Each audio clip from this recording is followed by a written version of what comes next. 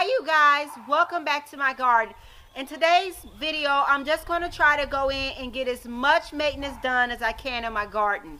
I'm going to start in this area here and then move on task for task.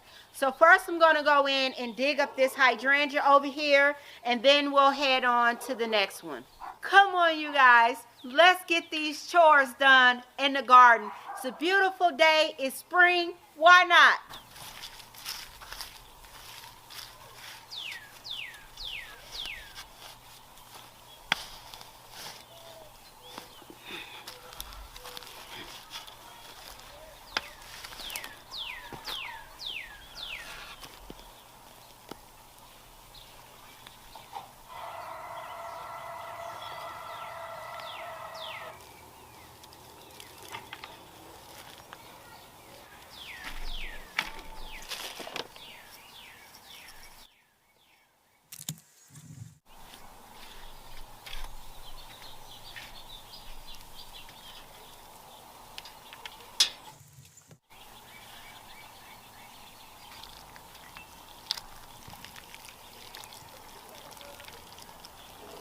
The incredible hydrangea may or may not make it. So I'm going to go ahead and set this plant off to the side. I got it all watered in and put some biotone in the bottom. Fertiloom also has a root stimulator that would have helped stimulate the roots and create a good root system with this hydrangea. Now here's the thing. Always remember that when you buy from a plant nursery as well as the big box stores, if you can dig that plant out and take it back in, then you can actually get your money back and they'll give you a new plant. But you have to have your receipt, and that's one of the bonuses of shopping somewhere that has a system of what all you have bought or what all you have purchased from the nursery. I'm getting ready to put the mulch down in the areas.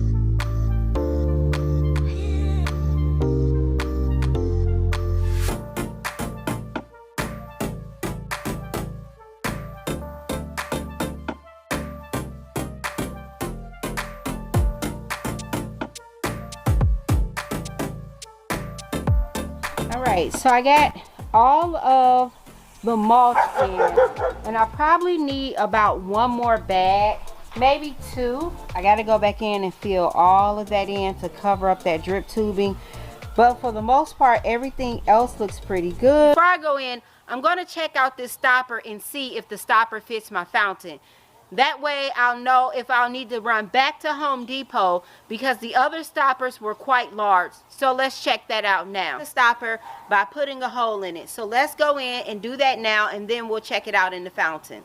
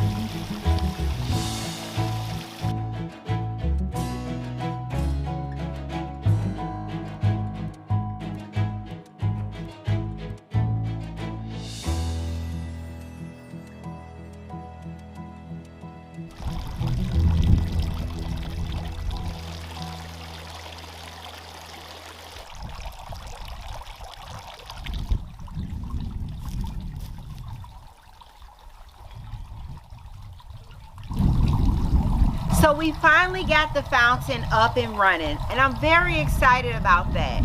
Now, I put some clarifier in, and it's going to take a little while for the clarifier to actually clear the water out and everything, because how I do in order to preserve water, the water that I clean with, I'm not afraid to clean that water up.